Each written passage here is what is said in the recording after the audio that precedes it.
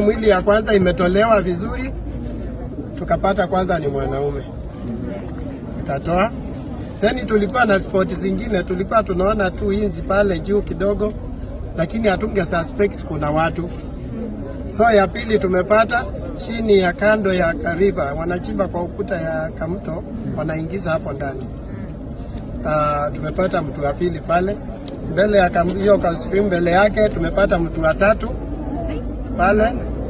Then nyuma kidogo katikati tumepata another mtu mwingine hapo.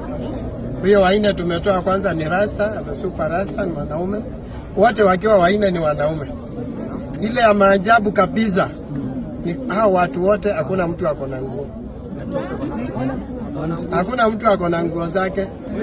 Okay? So tunasema tumetoa watu waine.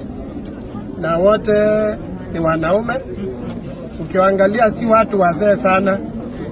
Kwa hivyo maybe ni ile wanarika yetu youth ama wazee wale wakamu hapo. Kwa hivyo kitu tunasema leo we have a red flag kwa hii area.